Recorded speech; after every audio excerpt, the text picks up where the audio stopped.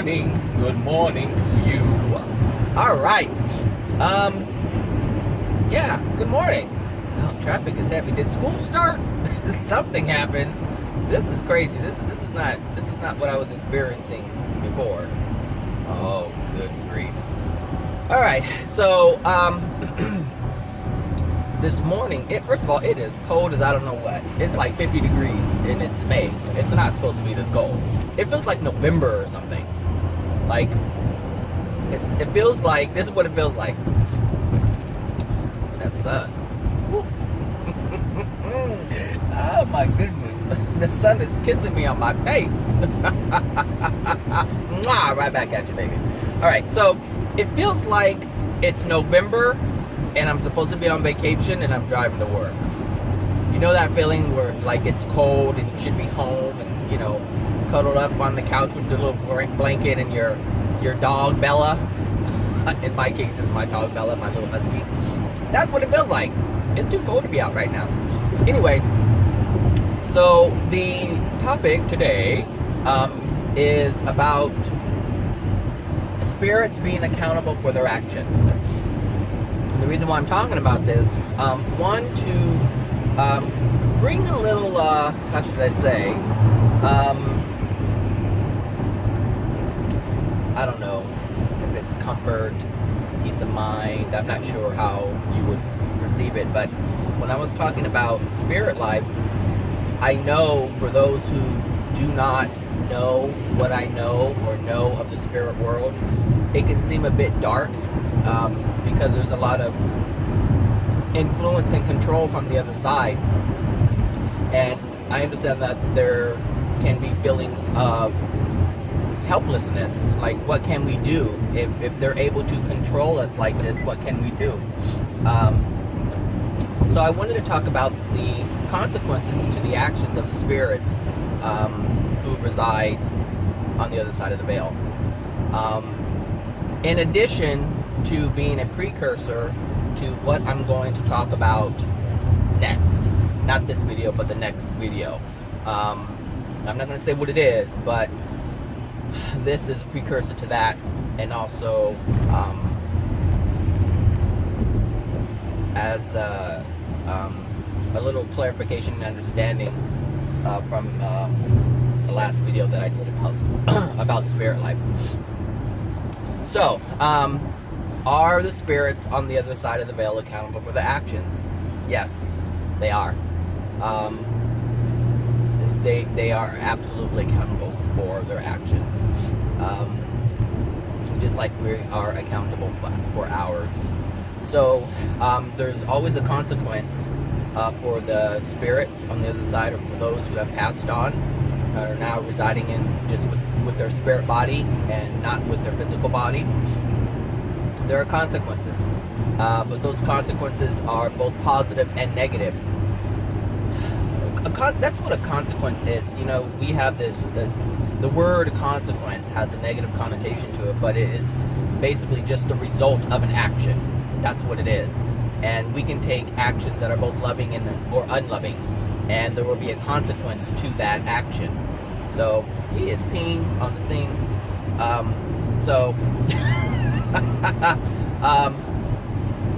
So yeah, they're just results. That's what a consequence is. It's a result of an action. That's it. And so those results can be positive or negative depending whether or not the action is in harmony with love, in harmony with God's laws, or out of harmony with God's laws and are unloving. So that's it. So I think that's important too, for people to make that distinction and have that clarity in terms of the word consequence, instead of saying, oh, you're going to suffer the consequences for that. But we really don't say, oh, you're going to suffer you're going to experience the consequence to a loving action. But that's what we do when we do have loving actions, is we have a consequence to that. So if you do something loving, the consequence will be what you would consider a reward. That's it. What reward? Well, it depends on what the action is. Are you assisting someone out of love?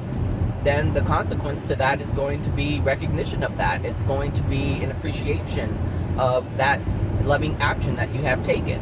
So that is a consequence. So this should be one of the things, if you don't listen to anything else I say, if you don't listen to anything else I say, I would encourage you to keep that one, okay? Oh my gosh. All right. So, if you're breaking the law, universal laws, I should say, if you're breaking a universal law, then you will experience a consequence that is negative. But if you are in harmony with a law, then you're going to receive a positive consequence to that. So there's always a consequence no matter what you do, whether it's here or in the spirit world. There's going to be a consequence. You just have to choose which consequence you want to experience. You know? I mean, most people know when they make a decision, they already know what the consequence is going to be. For the most part, they know what it's going to be in the physical sense. But for those of you who are not aware of the physical ramifications of your actions, that's a different story. But there are consequences in both physical and non-physical. Just most of you are only aware of the physical, not aware of the non-physical. So yeah.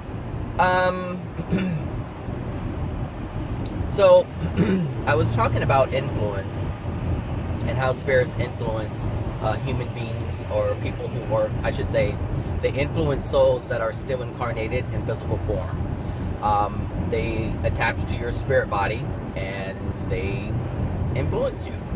Now, a spirit from the other side can do this in a positive way, and the consequence to a spirit doing something to assist a human being will they're in harmony with the law, right? So love.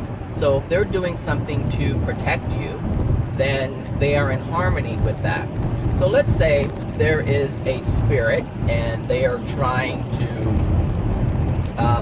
they are influencing or attempting to influence you to do something that could potentially cause harm to you,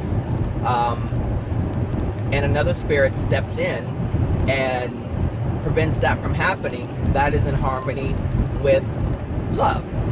So therefore the consequence of that action will be a positive one for that spirit, and the consequence for the action of the spirit that tried to cause harm to you will receive a negative consequence to that action.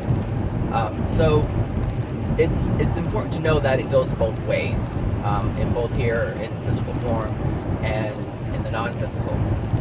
Now, there's this, people know of these things where, or people have a belief that, hey, you know, spirits are angels, that's what they call them. Angels came in and saved them, and some of these things are actually caught on camera, where they will come in and mind you, we do have guides, and I did say this in a previous video. All right, I need to pay attention here. Hold on a second. I need to get over and I must do it quickly.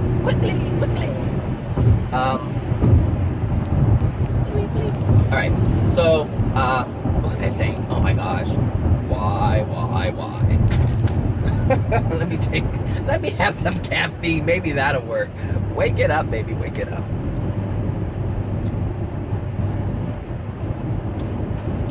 It's like my mind is ready to go a little bit, so it needs some assistance. So, what was I saying? Oh, intention? I don't know what I was saying. Something about intention, I think. I don't know. Anyway, so positive intention equals a positive consequence. A negative intention, well, you get a negative consequence. It's really that simple. So if you have a positive intention, then you're going to get what we would call a reward.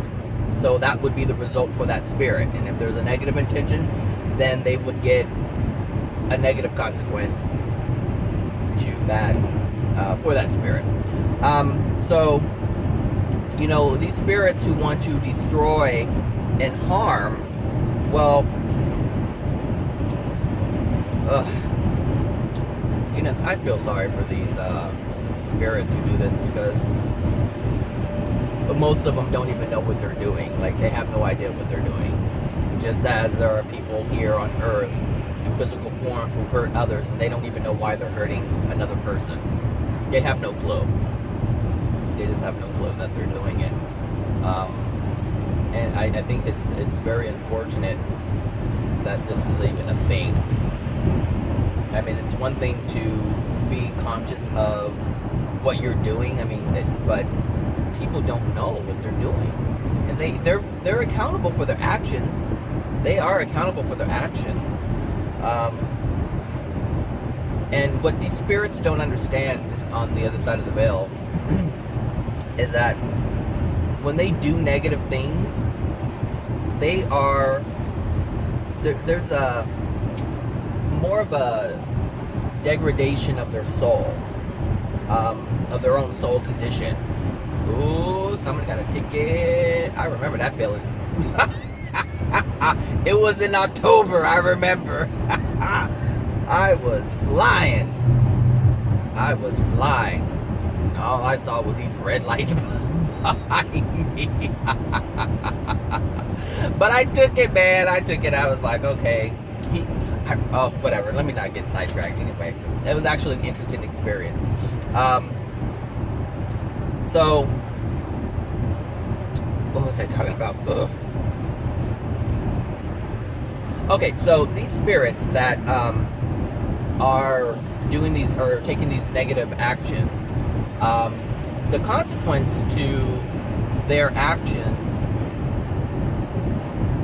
is, it determines, it's like they have, okay, so when a spirit takes actions that are negative, that are out of harmony with love, what happens is their soul is drawn to a specific location, and that specific location is based on their soul condition, meaning that the love that they have in their heart, or the lack of love that they have in their heart. So as I said before, if this is your first time listening to this video, your soul condition is based on the love that you hold within you, or the lack of it. So if you have a lot of emotional injuries, then what's going to happen is that is a degradation of your soul, and so it changes your soul condition to a darker place rather than having love within your soul. So that condition of your soul is going to determine where you reside in the spirit world. So one of the unfortunate things that these earthbound souls, or what's happening to these earthbound souls, is a lot of them, when they pass away and they go over to what I would just say the other side of the veil. Well, I wouldn't even say that. Let me just say this. When a person dies, they are released from their spirit body, is released permanently from their physical body. So they are no longer experiencing life through the physical body. The soul is no longer experiencing life. The soul is life, first of all. So the soul is no longer experiencing life through the physical body. It is only experiencing life through the spirit body. So as the soul is now solely focused through the spirit body, they have a couple of options, and that option is basically they're going to be earthbound, meaning they're going to stick around Earth, and generally a lot of them do that because this is what they're used to. And like I said, most people are not aware of what's going to take place when this happens, when this process happens and they are released from their physical body. they don't know. I mean, so for people who have religious beliefs and they think they're going to go to this place or that place, heaven or paradise or whatever dimension they think they're going to, this is a belief that they have, but that's not what's going to happen. So when they release, they're going to see themselves. They're going to be on earth still, because they're on earth. That's where the spirit is. And so the spirit is inside the body. So once it dies, it comes out of the body and it looks at itself. It's looking at it like, what just happened? Because it's still aware. You're still conscious. Your consciousness remains. So it's like it comes out, and now, like I said, you're experiencing life through the spirit body and not through your physical body anymore. So now you're looking around, you're like, what's going on? And a lot of people are confused when this happens because they're not expecting this. A lot of people are expecting to be pulled up straight into the sky and go sit next to God or Jesus or whomever they're waiting for. It doesn't, Allah, whoever, it doesn't matter. This is what they're expecting. But like I said before in the last video, what you are expecting and what you believe and what is are two completely different things. Thank you.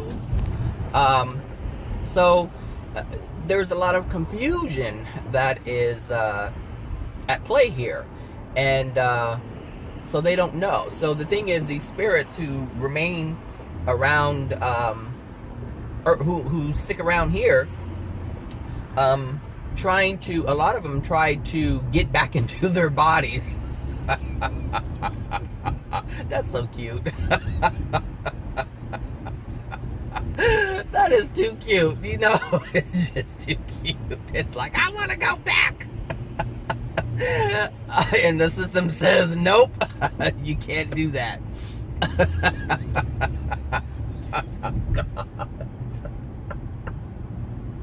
I'm sorry, I'm picturing this, you know, it's like people crack me up with this stuff.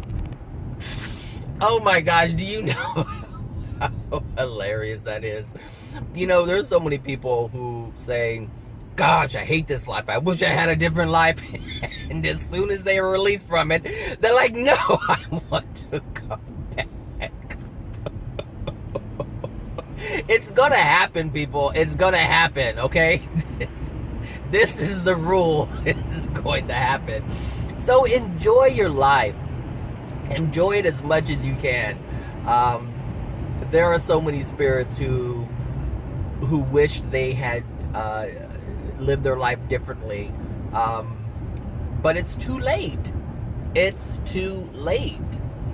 And it's like they literally wasted, what? If they died at 70, then they wasted, what? I don't know. 30 years maybe? 40? Maybe 40? Yeah, 40. We do 50. They wasted those many years, those many decades, not doing what they wanted to do, not acknowledging their desires, not moving forward with the things that made them happy, focusing only on the things that made them sad, focusing on all the pain that they experienced and not experiencing it, but holding on to it and not just letting it go. Like, it really is. People realize that it's a waste, that they literally wasted their lives away. And once it's time for them to be released, they don't want to. They don't want to stop. They want to keep going. They're like, okay, I get it. I want to go back. I want to go back, and they can't. They cannot get back into their body, and so now they reside in the spirit world, and the desire to change the things that they've done, the desire to carry out the things that they never carried out, because and this is where, you know, a lot of people stay angry. They're already angry, but they stay angry because there's a lot of decisions that they have made based on the beliefs that they've had. And it's like, dang it, it's not what I thought it was.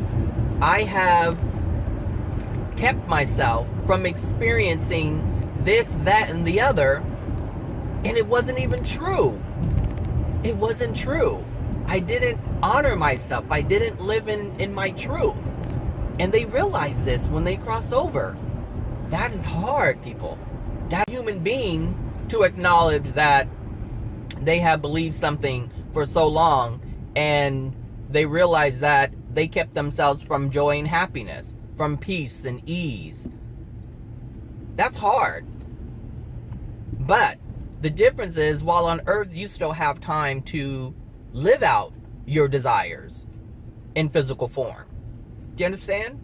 So it's not, the pain isn't as great. I had mentioned a friend of mine who in one of my previous videos, I don't know which one it is, but it's one of the, I think it's one of the universal Understanding the Soul. I'm sorry, Understanding the Soul. I had mentioned how he had believed his friend, and his friend had been misleading him this entire time. And you know, this happened for over a decade, and he has based decisions off of the things that he thought his friends were being truthful about. And so he feels and understands that he has lost out on his living out his desires and experiencing joy and happiness from experiencing those desires. So, but the amazing thing about it is, number one, he's still alive in physical form. He realized it, and now he has the opportunity to correct that. Meaning he now possesses the knowledge that what he was experiencing was due to a lie. He now knows the truth, but he doesn't have to hold on to that pain and hold on to the resentment. He can release that and move forward, and all the things that he didn't get to experience, he can still experience. All of it. He still has time. But for those who actually pass away, they don't have that time. They don't have that luxury of the redo. You understand? They can't, not fix, but they can't correct the the error that they were living by and move forward with their desires. So it's a huge difference, because one of them is like, okay, I can let go, I can release the anger, I can release the pain, and now I can do all the things that I wanted to do that are going to bring me joy and happiness and peace within my being. Yep.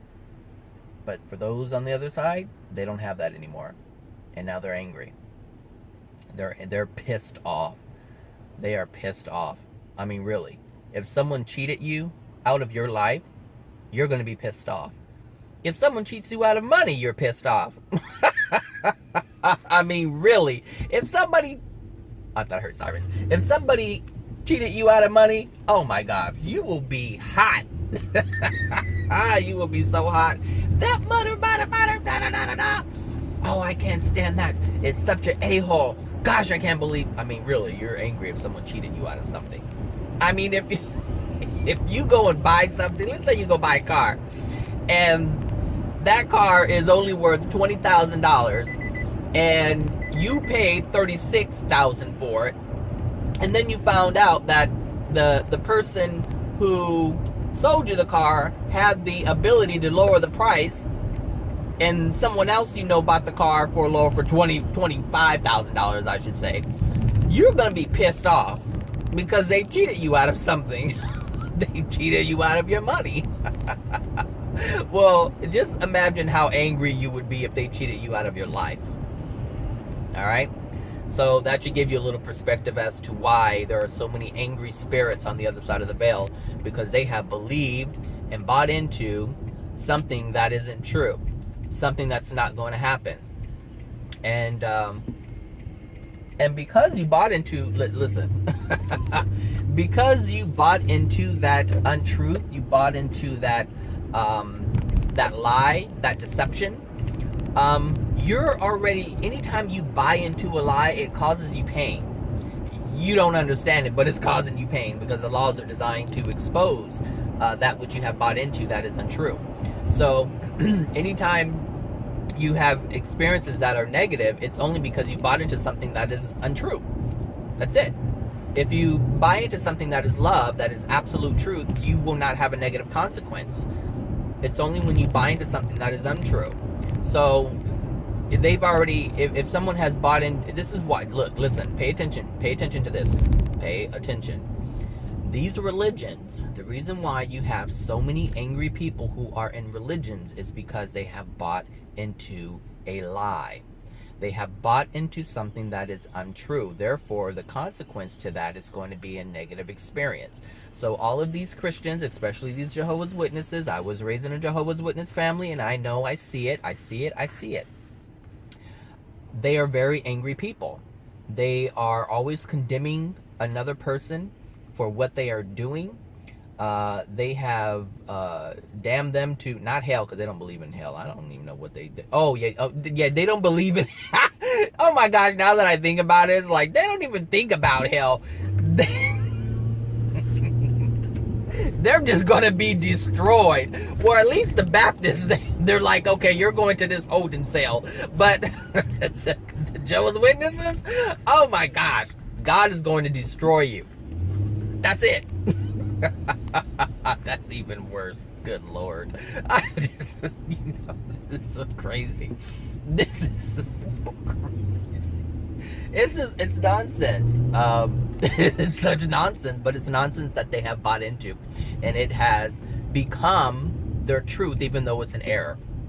They believe it to be true, and they have that right. They have that free will to claim that. So these people who are in religions, if you really think about it, they're very judgmental,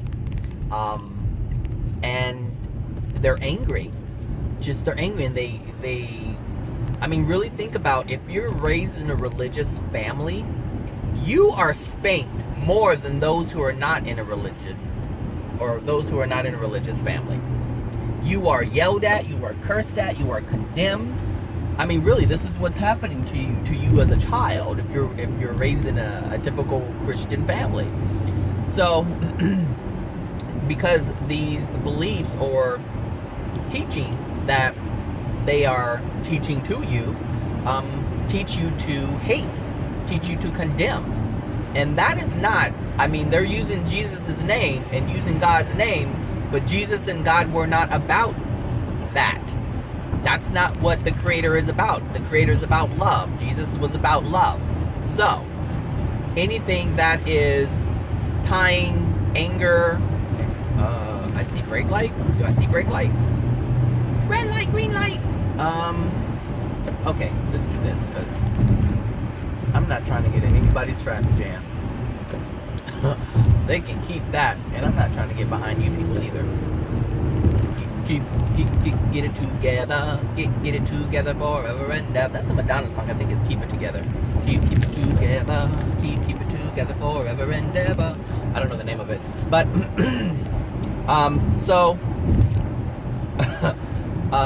yeah, you'll understand. And here, the thing that I have been talking about, all of it has been about love. I have taken teachings or examples, or similarities, I should say, of Christians and other belief systems, but I've only pulled out the loving aspects of those, because these are the things that they have right. These are the things that they have right. But it's mixed up with things that they don't have right, and these things that they don't have right. Are you going over there? I hope so. Oh, bless you. If you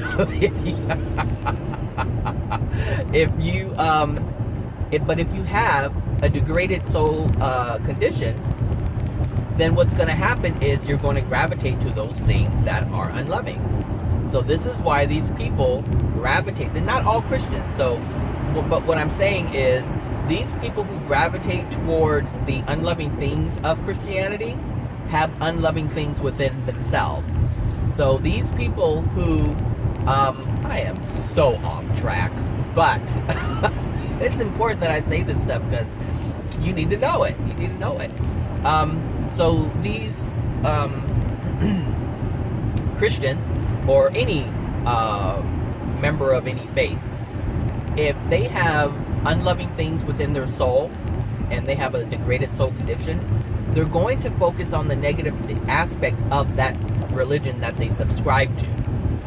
If they have love in their soul, and they have a heightened, I don't know if heightened is the right word, but they have a better soul condition, a more healthy soul condition in terms of love, then they will gravitate towards the loving aspects of that religion that they subscribe to. So it's not the religion, it's what's dwelling within the soul. But I know religions get a bad rap, and I have a friend who just loves harping on the Christians. And I get it. I know where she's coming from. She's not coming from my perspective, so I understand why she's doing it. But the religion doesn't make the person. The person makes the religion. So if you wanted to have a religion of nothing but love, then you can have a religion of nothing but love. There's no reason for it. You don't need a religion to be loving. I was checking to see if I comb my hair, because sometimes I put gel in my hair, and because it's short, I'll just rub it in and pull it forward, or rub it forward or whatever, and then comb it. But if Zachary Bradley, oh darn it, I'm not doing it. I didn't have enough momentum. So so yeah, it's the person that makes the religion. This is why you can have a lot of you can have, in a congregation, you can have loving people and you can have unloving people, all within the same congregation. So it's really not the religion. However, it is a religion, because they are teaching both things. They're teaching God is loving, and they are also teaching that God is condemning and hateful and vengeful and will murder you. Do you understand? But they do say that, God is love, God is compassionate, God is understanding, but they also preach the other side. So religions actually have a duality, but only because they need a duality in order to control. So this whole duality thing, you don't need to experience it. Duality allows for the opportunity to control. So if you want to control someone, you're going to put in some darkness in there. Why? So they can gravitate towards it. You understand? And once they gravitate towards it, now you can say, hey, you gravitated towards this. Now you have to do this and this and this. And they're like, oh, okay. Do you understand? This is the power of religion. This is the power of duality. But you don't have to live in duality. You can simply live in light. You don't have to live in darkness. You don't have to subscribe to it. I understand that it's out there. I understand that people subscribe to it. But my goal is not to have any part of it. However, because I have emotional injuries within my soul from my childhood, there are dark spots that are within me. There are negative things that are within me. Compliments of my mother and father. All right. Oh my gosh. Thanks, Mom. Thanks, Dad. Oh my gosh. So if this is like one of your first times listening to my video, really quick, when your mom and dad are doing their thing, getting it on, and Mr. Spur meets Mrs. Egg, and that's when you come in. That's when the soul comes in. So from a physical perspective, political and religious perspective, that is when life starts. All right. But I'm not saying that I'm agreeing with any political affiliation or side or anything like that, or religious anything. It's just that's what happens when the soul comes in at that moment, because you are consciousness, you are life. The body, the physical is not life. The your soul is. So as soon as your soul enters that body, you are alive. So that's when life starts. Well, life was already in place. You were already alive before that. But what happened is you took on the physical body as a vehicle to experience your life here in this dimension. Yeah. So, girl, if that thing is flashing, I don't know why people do that. Yes, I do. Why people walk on the little flashing red hand instead of the little white man that's flashing, that says the little white man that's flashing, that says, okay, now I say you can walk. Don't get me started. I don't want to ruffle any feathers out there. The little white man that flashes to say, okay, now I said you can walk. I know somebody's gonna take that and run with it. Anyway, so yeah, that's what happens when you come in. And I totally lost my train of thought and don't even know why I brought that up, but that's all right because I'm close to my job anyway, and I will continue this on my way home, but I may be able to throw in something else. So yeah, like, what I was saying initially before I went off on my little rant, these spirits, so your soul condition actually determines where you reside, but when you die, like I said, you basically want to hang around here, and a lot of souls stay around here. So it's like when these souls are influencing and cloaking people on the planet, they're here on Earth. They're not in their home, in their rightful place where they're supposed to be residing, because they're here doing all the things that they're doing, whether they're assisting or they're assisting in a positive way or assisting someone in a negative way. So what happens is their housing location, I should say, I'll just say that their housing location, where they are going to reside in the spirit world, because they're not in the spirit world yet, they're earthbound. So that's different than living away from Earth in the spirit world. They are earthbound. So these earthbound souls, as they do these deeds, whether they're positive or negative, their location on the other side is constantly moving up and down, higher in the sphere or lower in the sphere, in a more beautiful place or a more darkened place. But they're not aware of this because they're earthbound. Does that make sense? So their actions are determining where they're going to reside on the other side. They just don't know what's fluctuating. So with every harmful, negative thing that they do, their soul is degrading in love. Therefore, their position in the spirit world or in the sphere is degrading, is moving lower and lower. And if spirits are here and they're assisting and helping and living in love and have the good intentions, and they're recognizing the free will of other souls, then they are increasing their condition in love, and so they are bettering their location in the spirit world. But the thing is, they don't know that this is happening because they're earthbound. Does that make sense? So this is something that's happening on the other side. Now you know this. At this point, you are completely aware of this because you're listening to this video. So you know now, you know now that this is what's happening on the other side, and I will continue this later, all right? See you in a bit. All right. Good afternoon, everyone. Gosh, that really does crack me up because I know you guys is like one moment. Anyway, I am off of work. I am on my way home. I think I'm on my way home. Work goes by so fast for me, like blink of an eye fast. Like I get there and before you know it, it's like time to pack up, and I'm like, already? It's crazy. I'm not complaining. I'm just acknowledging something. That's it. All right. So, I left off at, I think I was talking about spirits. I know obviously I was talking about spirits, but what part? Shoot. I should have watched the video that I made, the end of it, to remember. Where they reside. Okay. So, I think I was talking about how the spirits do things, the earthbound spirits that are here doing their thing after they pass away. And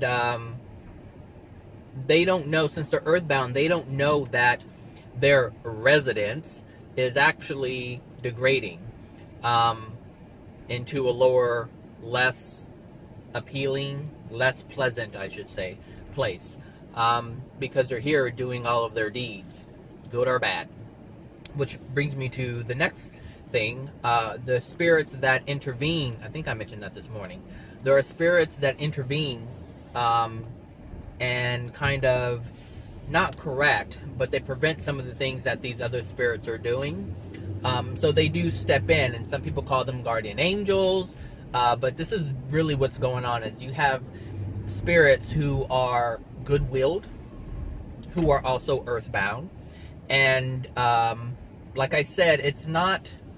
So when where am I going? When people pass in general, when they pass away and they are aware of themselves, a lot of them really don't know what to do next. So that's why they're earthbound, because they just try to hang around, because they really don't know what to do next. So so you have both malevolent and benevolent spirits, which means there were bad people and good people that have passed away, and now they're all earthbound. Not all of them, but those that are earthbound are here.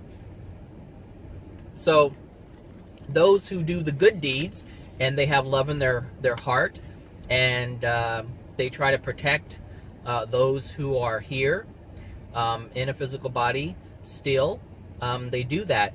What they don't understand, or what they're not aware of, I should say, is that their spirit world residence is increasing in terms of a better place, their home, if you will, based on the condition of their soul. So it is actually increasing as they continue to have love in their heart and carry out these good deeds. Look, so just like the spirits, the bad spirits, if you want to call them, or evil spirits, whatever you want to call them, just as they are degrading in their soul condition and going to and their place in the spirit world is moving downward, those who are doing good deeds are moving upward. All right, in terms of the spheres and the location within that sphere. So I just wanted to put that out there, that it goes both ways. It's not a one-way system. I have no idea where I'm going.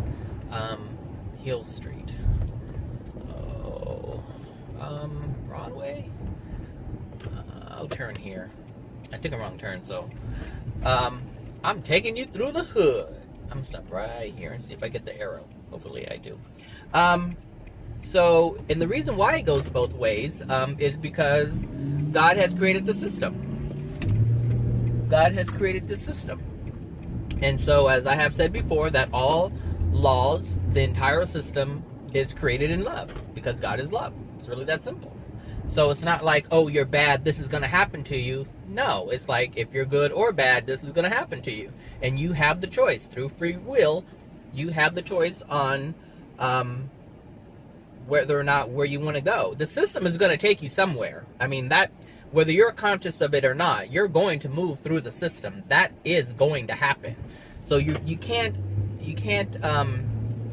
avoid it. It's going to happen.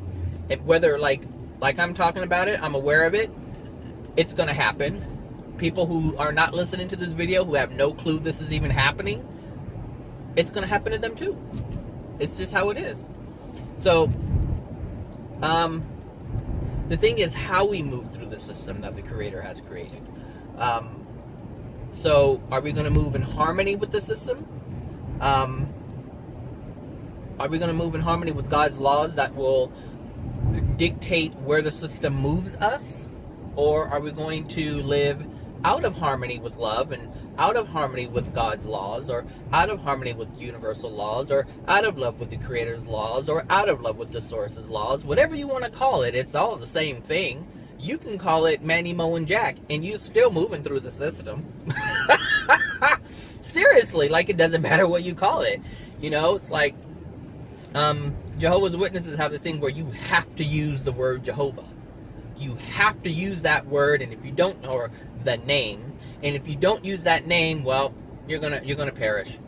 You're gonna be destroyed in Armageddon.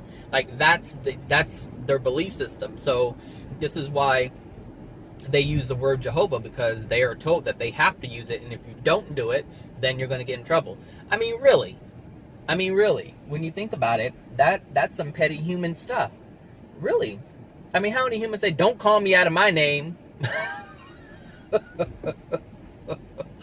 I mean, really. Oh my gosh. So it's like, okay, you call grandma grandma, you call grandma by her name, or do you call her Nana, or do you call her Grams? She doesn't care. She doesn't care. And so the idea that the creator would care what you call the creator, that's, to me, it's ridiculous. But of course, I understand that it's not ridiculous if it's your belief system. But if you really think about it, it's ridiculous. It's like, how petty are you going to be? Like, what are you going to do? So do you think, just think about this for a moment. So if you have a grandchild and you called, and your child called, I'm sorry, if you, is my car peeling? Oh, is it peeling? Oh, wow. Must be, what is that? Anyway, if you have a grandchild and they call you something other than grandma, which, whatever, that's not your name to begin with. So let's say that the child doesn't call you Mary and calls you Nana. Are you going to slap the child? Are you going to condemn the child for doing that? No. It doesn't make any sense. That wouldn't be loving at all. So how could you possibly even put that upon the creator of all things? That just doesn't make any sense. Look, that don't make any sense. It just doesn't make sense. I mean, I don't know. People can really apply these way off things to a supreme being. Whatever. Okay, whatever. I'm done. I'm just done. What this system is a feedback system. So whether it's positive or negative, you're going to get a consequence. That's it. You're just going to get a consequence. That's the feedback system. The consequence is a feedback system. So you either live in harmony and you get the positive consequence of that. That's the feedback you're getting, letting you know, hey, you're on the right track. Now, if you're going to do something that is unloving and you get a negative experience, and that's the feedback system saying, hey, you're on the wrong track. That nobody wants to feel pain, so that lets you know, hey, you're on the wrong track. You need to make some changes. That's what it is. It's just a feedback system. You know? That's what it is. Whatever. You know, so it's like people ask, why won't the creator show me the way and give me a sign? And I'm looking like, really? Of course, I'm looking at like, really, because I know about the feedback system. But seriously, you're getting this feedback system, I mean, every moment of your life. You're getting it here, and you're getting it on the other side. So I don't know I don't understand the question. Even though I understand the question. What is this? Broadway. I don't know if I want to be on Broadway. Ooh, yeah, I want to be on Broadway. I want to be a movie star, a superstar. So yeah, I mean, so basically, the creator, God, source, whatever you want to, Jehovah, fine, I can use a word, is saying, look, all of my universe is based around laws that are harmonious with love. That's what God's saying. It's just like, look at all of my universe, all of it is created, it's based around laws that are harmonious with love. That's what the feedback system is telling you. That's what it's telling you. But the interesting thing about it is you have to have some type of love in your heart in order to see it. You really do. There has to be something within you that's loving, that recognizes that. If you're an angry, hateful, vengeful person who lacks love within themselves, within their soul, you won't see it. You can't see it. You won't be able to see it. You have to try really hard. Like, you have to really use your mind and like really detach from your current beliefs and let it shine through. Because people who are really angry, they don't want to hear that. God, there's no God. God doesn't love me. I've done wrong. He's going to punish me. He can't possibly love me. I mean, really, people say that. They believe that. They got it from somewhere. They didn't get that. They got that from somewhere. They got that from somewhere. You got to ask yourself where they got it from. Ask yourself where you got it from if you're one of those people. So if you learn that if you're in harmony with the laws, if you use your will in harmony with love, you will experience the consequences that are beautiful. You just will. That's what's going to happen. Once you recognize that, it will happen. You will experience all the beautiful consequences. So if you do loving things, you abide by the loving laws, you will experience a consequence that is loving. That's beautiful. You will have a smile on your face. You will have joy in your heart. You will have happiness in your heart. You will have pleasure. That's what's going to happen. But if you're out of harmony with love and you're damaging people and interfering with free will of others, you're going to damage your soul, and you're going to be residing in a place that's worse. I was going to say, never mind, I'm not going to say it. I mean, that's what's going to happen to your in the spirit world. So if you're doing these things on the other side of the veil, you know, they're going to have consequences. You're going to have consequences. And what I mean, because I was talking about earthbound, when you're doing all these things to regular people, or I should say, people in physical form while you're in spirit form, there's consequences to that. There are consequences to that, because this is, you know, I kind of shifted a little bit, but it's one and the same. It's really one and the same. Whether you're doing it here in the physical or you're doing it in the non-physical, I have absolutely no idea where I'm going. All I know is, if you're not from here, this is downtown. Downtown. Yeah, I usually don't come downtown, so I don't know my way around too much. So, and like I said, the earthbound spirits, they don't get to see their degradation, or the betterment of their soul condition. Like, they just don't get to see it, because they're here on earth carrying out whatever it is they're carrying out. So all the spirits that are influencing people here, they don't know what's happening on the other side. However, the ones that are attached to me and the ones that are attached to you, they know this now. They're hearing everything that you're hearing. The ones that are here are hearing everything that I'm hearing. Anyone who listens to this video, your spirits that are attached to you through your emotional injuries are learning about this. Seriously. So not only have you allowed yourself to have this information, you have also allowed someone on the other side to understand what's going on with themselves.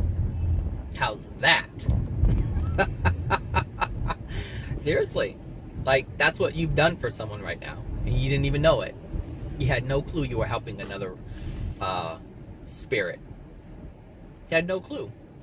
Because if they're attached to you, they are influencing you, meaning they are doing things that are going against your free will, meaning they are invoking their free will upon you, causing you to do things that you wouldn't normally do. So these are already spirits who are in a dark place. So now you're allowing them to learn something that could potentially increase their soul condition, or better their soul condition. That's funny, isn't it? You're helping another soul on the other side, and you didn't even know it. Well, congratulations to you. Because it is your desire to learn about yourself that has now enabled someone else to learn about themselves. Give yourself a pat on the back for it. So, the thing about the spirits that are earthbound, as soon as they pass over, and they're here on the earth, when they pass over, their soul is at a certain, be careful. They're at a certain, their soul condition is at a certain place, all right? And if they were not to be earthbound, and they were to, what's all that noise? People be yelling out here. If they went straight over to the spirit world, they would be wherever their soul condition allow them to be or cause them to be. However, while they're here on Earth, they can either better or worsen their soul condition, meaning they would be in a place that is better or worse than if they would have went straight over to the spirit world and not do anything here on Earth whatsoever. Because there are souls who go straight over to the spirit world and they don't hang around here. There is a possibility that, being here on Earth can either better or worsen their soul condition because of whatever is within them. How would I explain this? Because I know some of you are probably wondering, well, why? So it's like, let's say there's someone who has never murdered anyone here while they were incarnated in physical form. But they wanted to. They wanted to hurt people, but they didn't do it because of the consequences, the physical consequences of being locked up, being in trouble, not having the life and, spending it in the cell or any of these different things, which would cause someone not to carry out an action. Once they get to the spirit world, they don't have any of those limitations. That's not there. Somebody's going to come in and carry them off to jail. Does that make sense? So, if they're angry and that rage is still within them, but the only thing that kept them from doing it is fear of being locked up, well, they don't have that fear anymore. So they can potentially hurt another individual. They can influence one of us, a person in a body, to murder someone, to hurt someone, to harm someone. And so they can have hundreds of murders. So, this is a soul that has not, how should I say, done anything like that here. But once they got to the other side, they felt like, hey, now I can do it. Now I can release my rage. Do you understand? So this is how someone could worsen their soul condition if they are, if they hang around here on Earth. Does that make sense? So they can carry out those deeds. Where am I? Okay, 2nd Street. The 1st Street. I think I need 1st Street. I'll take 1st Street. I'll buy that for $1. Is it 1st Street? It's gonna be 1st Street. I don't know if it's the right one, but it's gonna be the one. So yeah. So the thing is, like, these laws are like gravity. They don't bend. So these laws don't bend. So it's like, they're constant. They're always constant. God's laws are always constant. That is for sure. They are constant. And these laws are, well, like what I mean by constant, it's kind of like gravity. It doesn't change. It remains the same. No matter what you do, gravity is constant. You jump up in the air, and gravity will make sure that you're coming right back down, because that's the law. That's one of God's laws, is the law of gravity. And it is working 24/7 without fail. All right? So the thing is, with aerodynamics, it's a different law. So there are certain laws that, I don't know if I want to use the word supersede. But if applied correctly, it can supersede the law of gravity. So the law of gravity says that everything stays to the ground. And aerodynamics, the laws of aerodynamics says, well, not if I'm at play. My law supersedes you. So therefore, you can fly in the sky, you can float in the sky, you can be in an airplane, you can be in a helicopter, you can be in a hot air balloon. And the only reason why that's possible is because you have now enacted the laws of aerodynamics. Now, these laws, the law of aerodynamics, has to be implemented correctly, as it is meant to be implemented. So, let's say you're in a hot air balloon. Well, there is a certain ratio of, how would I say that? Of, I guess, type of air. It has to be lighter. So the heat, which is in the hot air balloon, must be different than, or I guess the pressure, I would say. Oh shoot, I was supposed to turn there. Would have to be different in order to defy the law of gravity. But once that changes and it doesn't no longer defies the law of gravity, then it's coming down. And that's the same thing. So there's certain laws that supersede other laws, but the laws are constant and they must be enacted exactly if you're going to defy a different law, because that's the law. Only that law can defy another law, or supersede another law, I should say. So I guess I can go this way. Oh goodness, where am I? So let's see. Where? Give me a second. Hold on, I need to pause this. Okay, I'm back. I found it. I don't know if you remember that cartoon, The Land Before Time, the original. Sarah, who was trying to, well, they were all trying to find the Green Valley, but Sarah was like, I found it. Anyway, so the thing is, like, these laws, like, God has given us this beautiful gift of free will. That's what God has given us. This beautiful gift of free will. But we are now accountable for everything that we do. We have the freedom to do whatever it is that we choose. No questions asked. You can do whatever you want. But you must be accountable for every action that you take. That's the law. That's the rule. That was the deal. That's the deal that was made. You know that, do you agree to the terms of service? Check this box here. Well, you check that box, buddy. You check that box. It's like, before you incarnate, you must sign here. You must put your energetic signature here. And you're like, okay. And then you go, and then you go on about your business. And then that's when, Mr. Sperm meets Mrs. Egg. And you're like, okay, I made it. I'm here. All right, I'm going to explore. And I'm going to do all these things. And I'm going to follow all the rules and all the laws that the Creator has set forth for my benefit. And it's going to be a fun, great time. And then you meet all these people who have lost their way. And they put all this junk into your soul. And you allow it.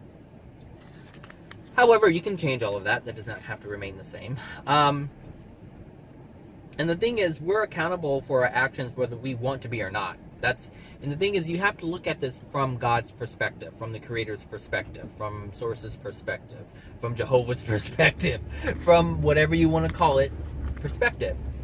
You cannot look at it from the human perspective. You have to look at it from God's perspective, because this is God's system. This is the Creator's system.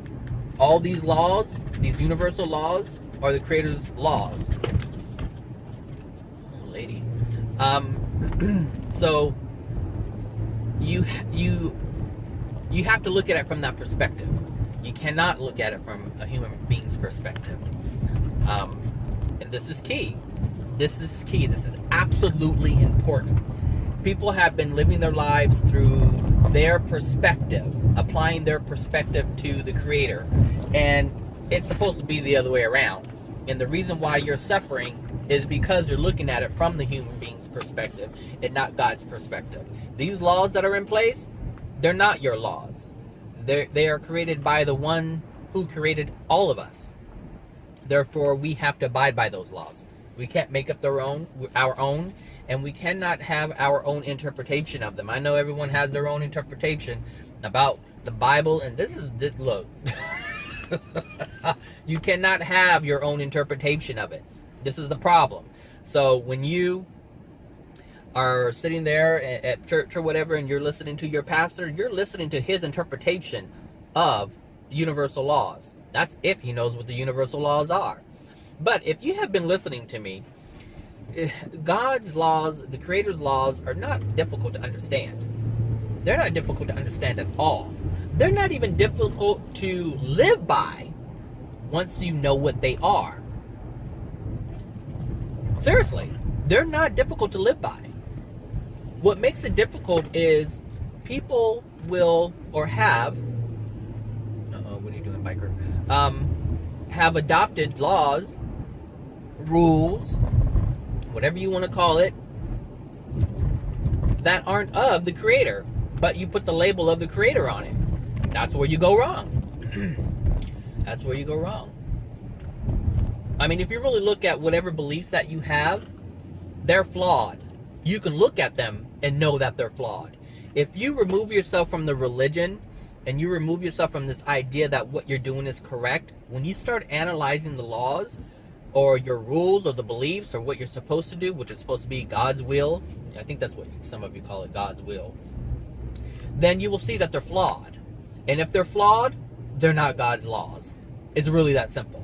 I have a family member, we talked years ago, and we were talking, this is back, I was talking about them, or talking to them, or with them, I should say, about what I've been doing, and, had started, hypnosis, and, they were asking about it and talking about it, and it was like somehow we got on the topic of the Jehovah's Witness religion. And because I said, this is what you subscribe to. And they were like, well, I don't subscribe to it. I'm thinking, if this is something that you go to every day, this is something that you subscribe to. You don't subscribe to that, but you subscribe to this. So I had to kind of break it down like that. But they finally understood what I meant. And so, and so that person had said, well, I questioned, because I was saying that people don't question. And she's like, oh, I questioned it. And I had asked them, this is in the beginning when they first got into it. And so they were like, I questioned, I was like, this doesn't sound right. And it's like, okay, so you knew from the beginning this didn't sound right. But the problem is they asked for an explanation from the person who wants them to believe what they believe. Does that make sense? You don't do that.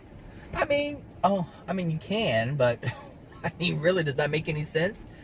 You can't vet someone or something by asking that person. You have to do some research, and you have to, make sure that the answer is correct. Is this information accurate? You can't ask the person that wants you to believe what they want you to believe. You can't do that. I wouldn't expect you guys or anyone listening to what I have to say, just point blank like that. I mean, really, you would have to do some research. But if you really think about it, you would come out with the same answers, because it doesn't make, most of the stuff that people are agreeing to doesn't make any sense. It just doesn't. So, whatever. So it's like, as I was saying about God's laws are constant. It's not like asking a police, like, let's say, like this person that got a ticket this morning, or that got pulled over this morning as I was driving into work. It's not like you can ask the officer, because obviously the officer feels that you have broke the law, and this is why that person was being pulled over. And say it was you. You can't say, can I get away this time with just a warning? And the officer has the ability to say, okay, I'll let you go. See, man's laws are not God's laws. You understand? They're not the same. God's laws are constant. Man's laws, you can't trust man's laws, because man isn't constant. Man is forever changing. Does that make sense? They are wishy-washy. The human being is wishy-washy on things. They pick and choose when they want to apply it and when they don't. But with God's laws, you never have to question God's laws. They are consistent all the time, every time. You can always depend on it. It doesn't matter where you are, when you are. You can always depend on them. They are the same. This is what's so great about these universal laws. This is what's so great about God's laws. This is what's so great about God. There's no trickery involved. There's no picking and choosing. Well, I feel this way, so I'm going to condemn you today. And No, everything's done in love, and it's put in place. It's designed very carefully. So this is a difference, and this is what you might want to understand, is that God's laws are not man's laws. So man tries to be God a lot of the times, but can't do it. Not here, they can't do it. Because if you reach that status, you won't even be here. You'll be in a different dimension. First of all, you wouldn't even be here. It's totally different, people. Totally different. Yeah. Anyway. So no matter what your... Oh, let me get over here. I think I need to get over here. Yeah. So no matter what your actions are, the consequences are going to be the same. Regardless of your faith, regardless of your religion, regardless of the belief that you hold, you take an action, everyone will have the same consequence. Does that make sense? It doesn't matter if you're Buddha or Buddhist, or Jehovah's Witness or Baptist or Catholic or Jewish. It doesn't matter what it is. The actions that you take have the same consequences. Why? Because we're all governed by the same laws. We're all expected to act in accordance with these laws. And when we don't act in accordance with these laws, those consequences are the same.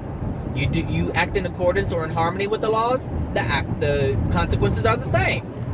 There's no judgment in terms of the color of your skin or how much money you have. I mean, really, it's nonsense. But, whatever. I mean, you guys can do what you want, but, yeah. So, let's see. Let me talk about overcloaking. Overcloaking, I don't know if I've ever mentioned it before. I think I mentioned overcloaking, but I don't think I really talked about it. Overcloaking is when a spirit cloaks your spirit or your soul. I'll just say your spirit body. So when that happens, it's different than a spirit influencing you, tapping into an emotional injury. But some of these spirits overcloak your spirit. And so what happens is you take on I shouldn't say that. So what happens is this spirit will actually be lived out through you. Does that make sense? So you are essentially not you anymore, because now you're that other spirit that has overcloaked you. So now you have conflicting beliefs. You're just not you. You're just not you by yourself, because there's someone else there, and you're essentially that person. If that makes any sense at all, I don't know. It's hard for me to say. It's you. It's the other person that is you. It's kind of like one and the same, but they kind of dominate your spirit, and they live out a life through you, if that makes any sense. So that's what overcloaking is. So they overcloak your spirit with their spirit. And the thing about this overcloaking is you have to agree to it before that can happen. It's not like, that's why I said it's different than a soul tapping into your emotional injuries and influencing you. Overcloaking is something completely different. When a soul overcloaks you,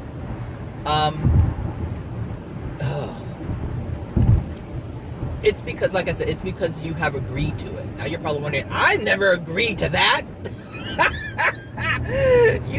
Like I said before, you have no idea what you are doing. You're like little children growing up like a young teenager who thinks they know it all, and they really know nothing at all. That's really what a lot of people are on this planet are like little teenagers thinking they know everything. And you remember that. You remember when you were 13 and 14 and 15 and 16, you just knew you knew it all. You didn't care what your parents said. You're like, I know better. I go and do this, and I'm gonna go and do that, and you know, and in the end, later on, as you got older, you realize that you didn't know a damn thing. Well, you still don't know a damn thing. Because if you don't know about your soul, if you don't know about your spirit body, and it's you, like, really, it's you. Come on now. We're talking about you. This is who you are. Your physical body is not you. You are the soul. And if you don't know anything about your soul, then you don't know anything about you. Really, think about that for a moment. Because it's true. And it's powerful. And when you realize this, you're like, I need to start learning about me. Trust me. If you don't do it, you're going to wish you had. Trust me, there are a lot of earthbound spirits who still don't know. They're not. Some spirits don't even know that they are. They have a soul that's separate from their spirit body. They don't know. They still don't know. They still don't know. They just know that they have these abilities that I had talked about in the spirit world, or in the video, The Spirit Life. They know that they have these abilities, but they don't know that there's a separation in terms of their spirit body still being a vehicle, like their physical body was a vehicle. So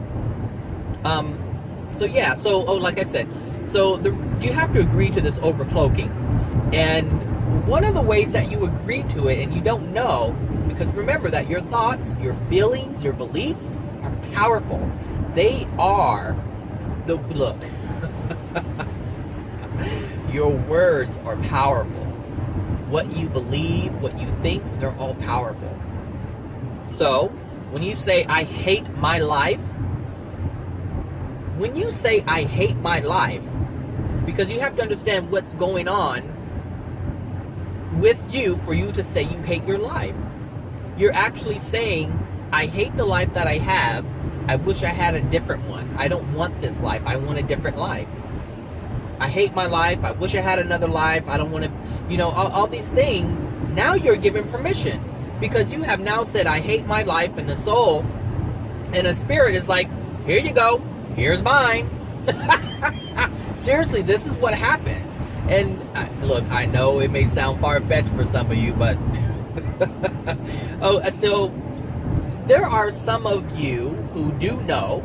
Not everyone has experienced someone who has whose spirit has been overcloaked.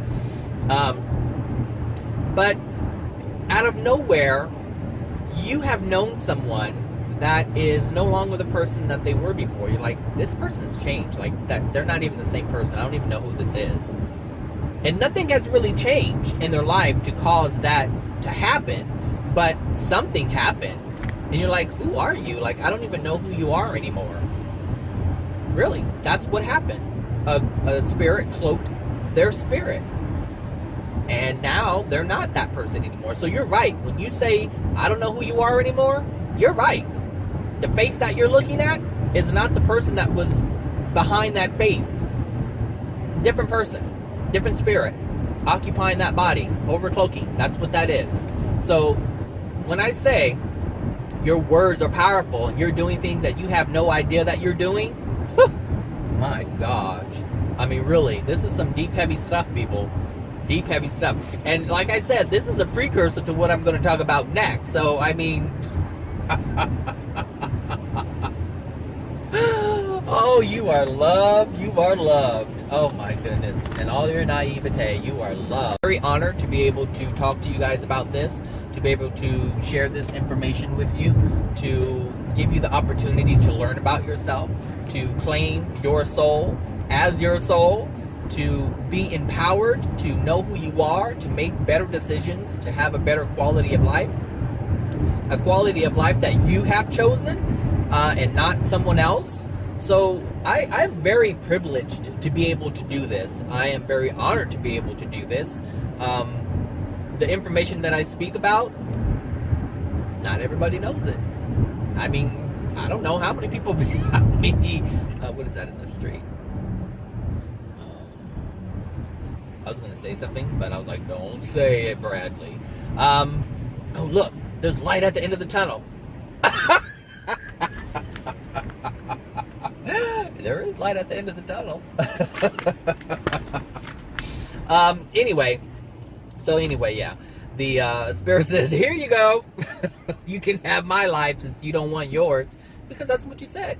Your words have power. Why? Because you were made in the image of the Creator. That's why you have power. Because you were made in the image of the Creator. Really. Really. That's what it is.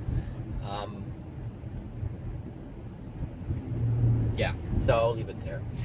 So even if laws are broken towards ourselves, it has the same accountability, or the same accountability is applied from God's viewpoint. So suicide is what I'm talking about specifically. So if you murder someone, that's no different than suicide. It's the same thing, because you're harming a soul. You're taking the physical life of a soul, even if it is yours. The consequences are the same. It's not less because it's you. You are a soul, and the law says, God's law says, you will not do this. This is out of harmony with love. So, as you do things that are out of harmony with love, you will incur that consequence. Whether it's you as a soul or your neighbor as a soul. It doesn't matter. It's the same thing. So, when you do anything unloving to yourself, it's no different than doing anything unloving to another. So, stop and think about this for a minute.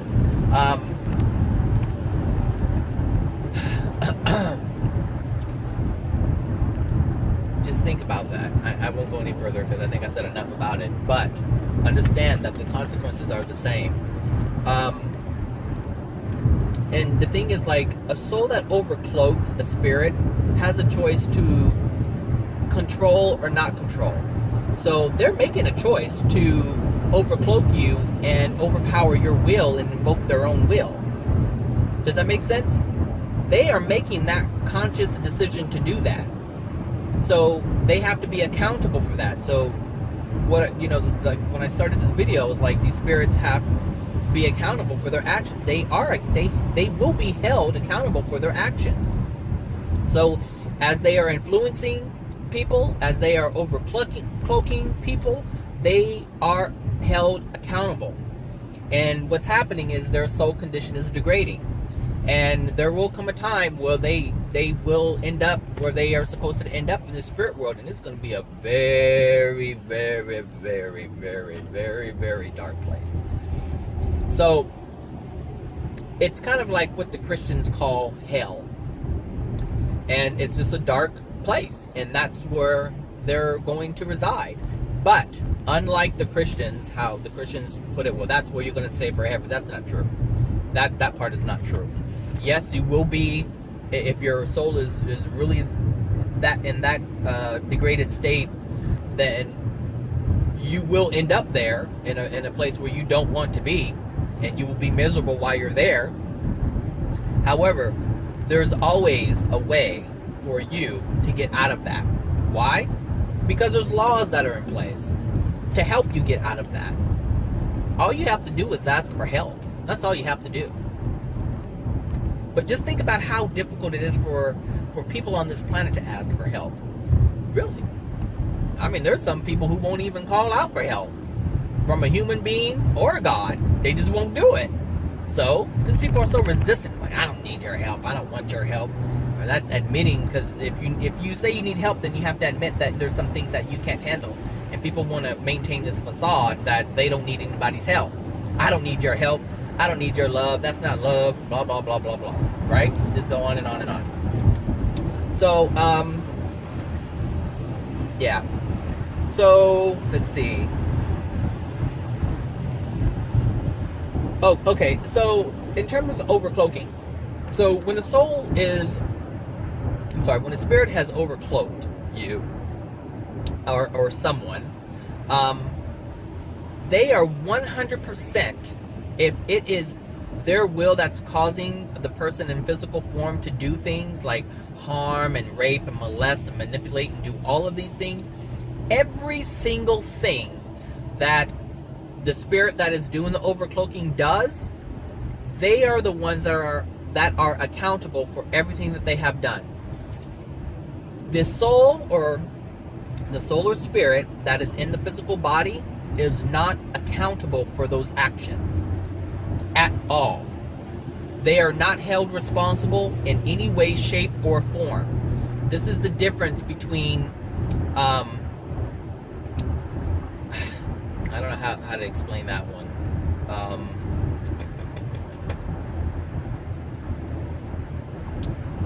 Okay, this is the difference between a soul that is influencing you and a soul, I keep saying soul, so a spirit that is influencing you or a spirit that is overcloaking you.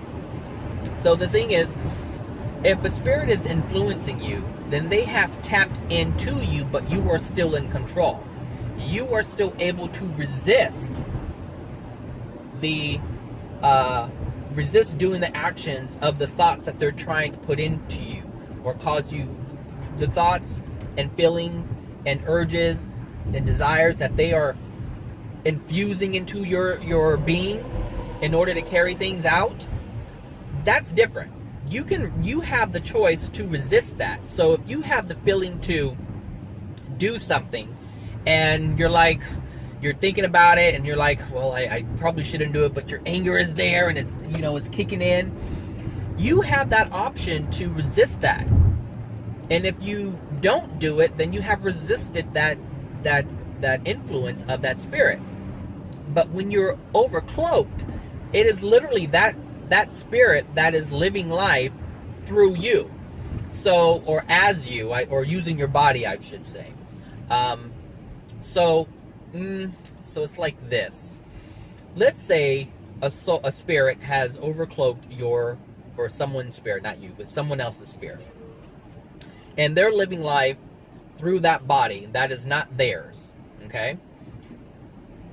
If that human being murders someone, on earth they will be tried and jailed, most likely. But when they die, they will not be held accountable for that murder. They may have suffered here, but the original soul of that body will not have to pay for that. They will not be held accountable for that. Only the soul that did the overcloaking. Now, overcloaking is very simple to do. And like I said, and it's easy for them to do because people say they hate their lives all the time and I wish I had a different life. I hate my life, right? So there is a huge amount of overcloaking that is going on because people don't know what they're doing. They don't know the power of the words. And I know sometimes people hear these law of attraction videos and like your words are your power. The power of the word. But they don't fully understand what that means. They just think, you say it and you motivate yourself to do it and it manifests. It's deeper than that. It's much bigger than that. Yeah, that's the difference between overcloaking and being influenced by a spirit. Okay? Let's see, what else? Did I need to talk any more about that? No, I think you guys got it. I think you guys got that. And if not, you can post a question in the comments, and I'll be more than happy to answer any questions that you have. Let me see. I'm almost home.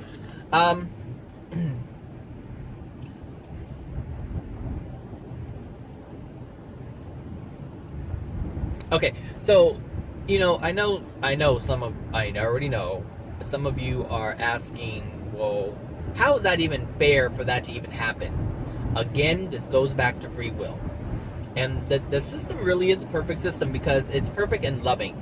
It's designed for the spirits to learn their ways, to learn about themselves, for them to know where they are. You understand? Don't focus so... I'm not going to tell you don't, but it's the only way I can say it right now. I wouldn't focus, I should say. I wouldn't focus so much on what that person is doing to you. I would focus more on what is my reaction to these things that are happening. because that is your point of creation. So I wouldn't allow anyone else's doings to affect my point of creation. Understand that they have free will just as you have free will. And just as you have hurt others by your free will, using your free will, other souls have that right and option too. And when you hurt someone, most likely you didn't think twice about it until after it was done, if you thought about it after you did it. And it happened so easily, but you wouldn't learn about yourself had you not experienced that. Does that understand? I mean, do you understand? So the system is designed for the soul to learn about itself, to learn its ways, what dwells in the soul, what they choose to have dwell in their soul. Because some people will only choose loving things. Why? Because they've had experiences of having unloving things in their soul. And this is how they learn about themselves. That's why we're here, to learn about ourselves. So these systems or these laws, or the whole system that has these laws in place, are in place on purpose for a reason. So that's the power of our will, is to understand ourselves. That's what we have our will for, to do whatever we want to do, so we can poke around, bang around this entire system, whether it's here or on the other side of the veil or on a different planet, it doesn't matter. But all of it is to learn about ourselves. But we're using our free will in order to do this. Highway patrol sitting there on this decline.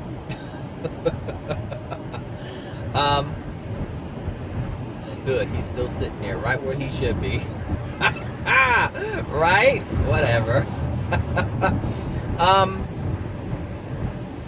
So yeah, let's see. So one of the things I want to end on, I'm already home almost, is that one of the really sad things about this planet is the conversation about spirit. It's basically non-existent. It doesn't exist really. Like in terms of mainstream, it's not happening. It's not present. Mainstream is not present. Like people will joke and say, "Oh, the spirit got you." I was watching a TV show and was like, "Oh, get the spirits away. The spirits are present, child." That's what she said. She said, "Woo, I can feel the demon spirits, child." That's what she said. Oh my gosh. I mean, that's the extent of it, but it's used in a joking manner. Like it's not taken seriously.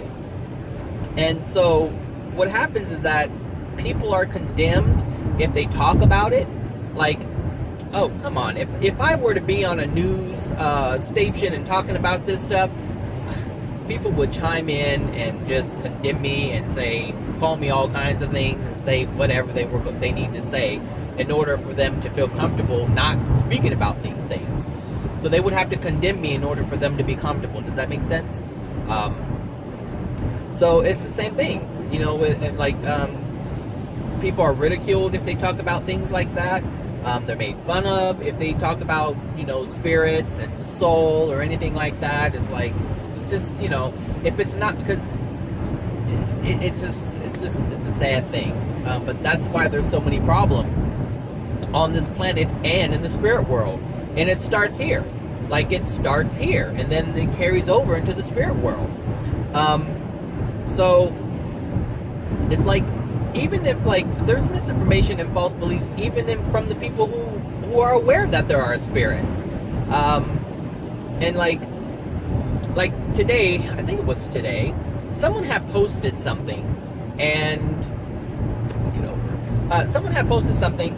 I'm not going to use any names, but it was they are suffering from some type of disease, and they did this spiritual journey retreat thing, I believe, and they did some how would I say, they were just involved with a group. I'll just say that they were involved with a group, and that person had channeled an entity for 7 hours. For 7 hours. Now, this is someone who is not aware of channeling. First of all, that's too long. I mean, that's really too long. Like, even if in hypnosis, when I put someone into trance, we do not keep our clients in trance for anything over an hour and 45 minutes. Like, that is it. And 2 hours is pushing it. Like, and the reason why is because it's harmful to the client, because of the energy that comes in. Our physical bodies are not designed to have that type of energy within it for long periods of time.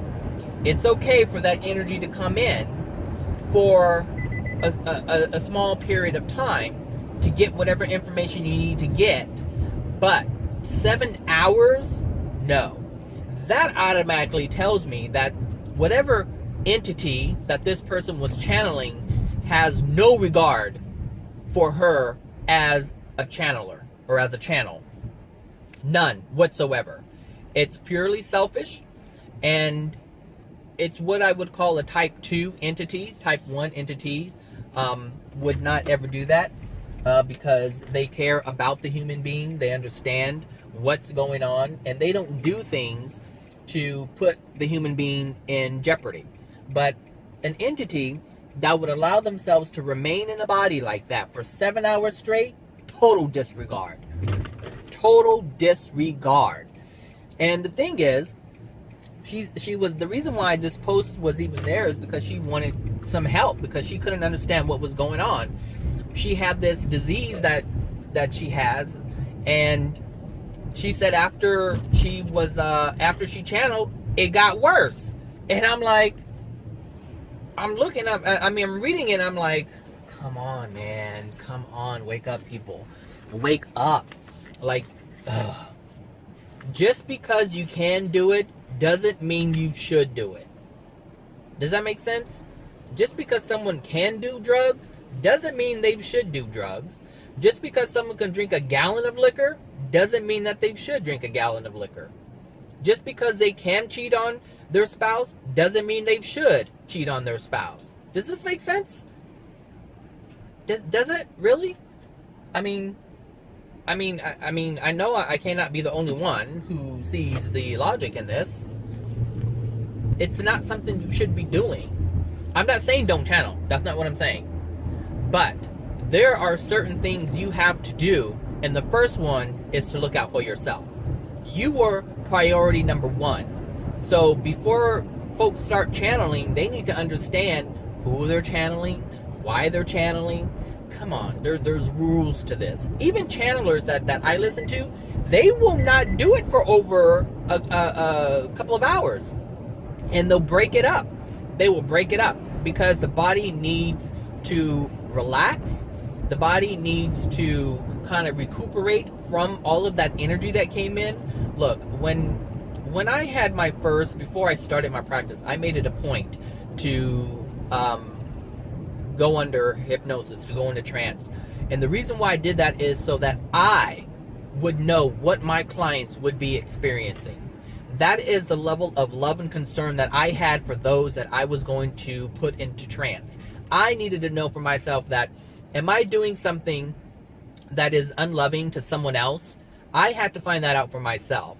So when I did that, something had happened to me where my body started twitching. My limbs, I should say, my legs and my arms started twitching. And being that I was partly conscious of what was going on, like I didn't release completely. So I was aware myself to be fully in trance, so I was partially in trance, so I was aware of what was going on the other side, and I was also aware of what was going on in the room.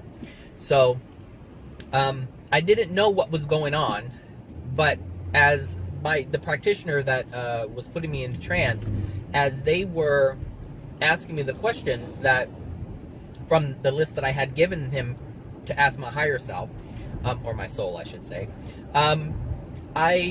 it just started twitching, and I was like, my answers were kind of choppy, and he had to keep repeating himself because my attention was focused on my body, because that has never happened to me before. I've never twitched like that, aside from the occasional, your eye is twitching or something like that, or your finger twitches or something like that. But aside from that, I have never experienced my entire body twitching like that. And it was very pronounced. It wasn't a subtle twitch. It was pronounced. And it was so pronounced that it was really distracting me from the session. So from experiencing what was on the other side. So I didn't ask what it was. But later on, there's a forum that us practitioners have available where a lot of these things are discussed,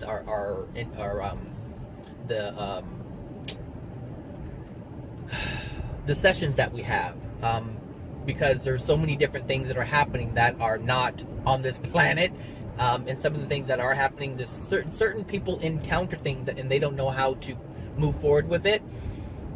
So within the community, they share some of the experiences so they can get a better understanding as to what it is. And so when I looked it up, I had realized that it is because there was such a high amount of energy within my body from myself, my higher being, or whatever you want to call it, that it was just too much for the body. And I think I kind of talked about this a little bit before in terms of, I don't know if I have or not, but when you have an entity that enters your body, there are some people who channel. I believe one of them is called the Z's. Now, if you look at that channel, if you look him up, I forget his name, but he's it's unusual. He has an unusual, I don't want to say method, but there's a certain experience that is played out, and he has to move constantly, just constantly move. Like he taps his hands a lot. He's moving his hands all in the air. But this is because there's so much energy within the physical body. And the body is not designed for that type of energy. And it takes a huge toll on the physical body. Because the amount of energy that your soul and spirit body is projecting into your physical body is at a certain level. And it's minimal energy. I mean minimal energy. If your whole being were to come into your body, it would literally disintegrate. It would explode. And if you know about the Bible, if you do read the Bible, I believe it is Elijah and Elijah or something like that. Elijah was the one that went up and basically turned into this big old thing of light. Well, that's what happened. His being came into his physical body, and that was it. That was it. And he was no more. That's what happens. That is what happens when all of that energy comes into the physical body. It's not supposed to happen. So if it does happen, then it will happen for a brief period of time. And it's only supposed to be for a brief period of time. But for that reason, it's very hard on the body. I won't say it's harmful, but I'll say it's very hard on the body, and it takes a while for the body to recuperate. And another one who channels is and moves is gosh, what is his name? He is called, oh my god, what is he called? I think he's called the reality whisperer, I believe he's called. He's one of them, and he kind of goes in circles. Like, he moves his torso and he goes round and round. But he has to move. But it's the energy that's within him that's causing him to move. And the reason this is because the energy is too great for the physical body. So, understand that, how did I get on that? How did I get on that?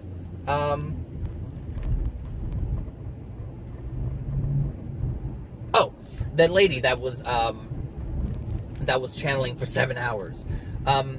That's too long, darling. If you're listening to this, that's too long.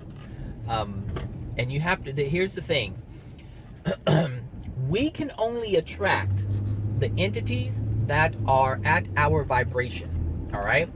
So if you have a autoimmune disease or something like that, there is something within you that is causing that to happen. So you're at a certain vibration that would even cause this disease to even be present. Understand that first, okay? And the thing is, I think you know this already.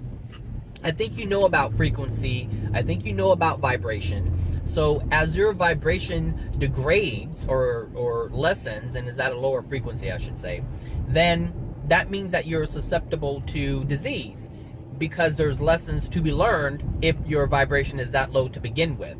So that means that you are going to attract entities that are at your vibration. So if you're already at a degraded soul condition, I should say, then you're only going to be able to attract another entity that is also in a degraded soul condition. So there are issues within you and there are issues within that entity. Understand? And this is what some people don't want to look at. It's no different than someone who is in a religion who don't want to acknowledge and believe some of the things that they're doing are wrong, especially if you're a channeler. Because if you're a channeler, that means that you are getting information from the other side of the veil, and for a lot of people this makes them feel very important. And so they're not going to do anything that would take their belief system or cause them to believe that what they're doing is harming themselves when they're getting all of this attention from other people who are like, oh wow, they're channeling the Pleiadians, or they're channeling the Z's, or they're channeling this entity, or what do you call it? They have all different, they're from Lyra, or they're from Nezeb or Zeb something or whatever. It doesn't matter where they're from. But people get, it's almost like they get famous. They feel famous for being able to do this. And so what they do is just like someone in a religion who's Christian, they don't want to give it up because of their idea of being close to the other side. Just like a Christian would not want to give up their belief system because they believe it's bringing them it's causing them to be closer to God. Does that make sense? So they're willing to do things that are harmful to themselves because of what they are getting from it. So it's very important to know that if you're channeling, if you have anything going on with you, anything medically going on with you, then understand that you are dealing with some things that you need to clear up. And you want to clear this stuff up before you even allow some type of entity to come in, because what you want to do is try to attract the positive entities that are out there. Does that make sense? So the fact that your condition or that person's condition worsen is an indicator, because you even said it in the post. If you're listening to this, you even said that I did this for 7 hours and I got worse. I need help. Well, this is the help. This is the help. I'm letting you know what happened and what's going on, why it happened. All right. So the thing is, like, the spirits that are in a degraded condition, soul condition, they are I'm sorry. Because of the misinformation and the lack of conversation that we have here on this planet, it's causing damage in people on the planet, as well as the spirit, as well as spirits that are not in physical form. It's causing, in terms of their development, so physically based development, emotional based development, scientifically based development, socially based development, politically, it's causing disease and suffering. All of this because people do not understand what's going on with their body, with their soul, with their spirit body. They don't know the connection. They don't know why things are happening. They just don't. And so they're making people are basically making all these decisions based on misinformation and flat out lies, and basically just not understanding what the heck is going on. That's what's happening. So, and all because people are against it. People are against having this conversation. I mean, I wonder why it was so hot in here. People are really against having that conversation. It makes them uncomfortable. Well, it's only uncomfortable because they don't want to be made fun of. Understand? So people are more concerned about what other people are going to say and think than actually learning about themselves. Make sense? I know it makes sense. I already know it makes sense. So, you know, when you look at religions, they have a direct condemnation. Like, it's like the threat of death. If you start talking about spirits, well, if you're a Christian, then anything dealing with spirits is like, it's Satan and his people, it's his demons. You don't trust spirits. And yes, that is true. There are bad spirits, there are bad souls out there, but there are also good ones. There are also loving souls on the other side. Not all people who die are bad, who are earthbound. Come on. I mean, that doesn't even make sense. That don't make sense. Well, it may make sense, but it just doesn't make sense. And, you know, so the thing is, like, we're shaping beliefs through fear. That's what's happening. Shaping beliefs through fear. And that's going to cause pain and suffering. And it's going to cause pain and suffering here on earth and in the spirit world. And then you just have this continued cycle, because that which is played out here is played out more intensely on the other side. Like I said before in the previous video, spirit life. The people who are angry here, they're angry over there, and they don't have anything to stop them. So they influence or cloak and cause all these things to happen. This is why our political system is the way it is. People have no idea this is why it's like that. Religious. All this stuff. All these I don't know where I am again. Anyway, that's it for that, because this video is way too long. But anyway, that's what I wanted to talk about. I wanted to talk about the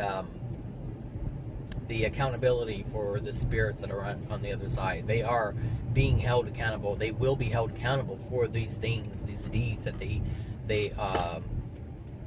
do, and the actions that they're taking to influence. Oh my gosh.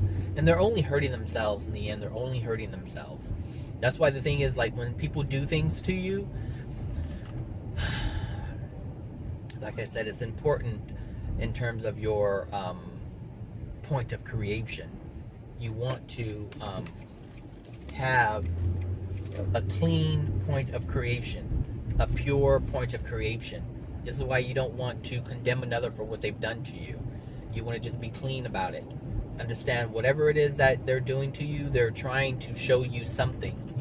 And it's your responsibility to find out what that is. And if you if someone does something to you, it's like, understand that, hey, you don't have to be that way either. So if someone does something to you in hate, in spite, well, you know, you just have to, I'm not saying be the higher person, I'm saying have understanding as to what's going on. Understand. And I think if you've listened to my videos, then you have a better understanding as to why these things are even happening. Most times it doesn't have anything to do with you. It has everything to do with the other person is dealing with, or shall I say not dealing with. That's why you experience what you experience. But you have to acknowledge that there's something within you that is even attracting that. And so you have a responsibility to yourself. And you have to have some type of accountability as to what's going on. So any interaction that you have with someone, it takes two to tango. It really takes two to tango. So, I mean, you can't just say, well, this person. Well, and on some level, you are partly responsible for that.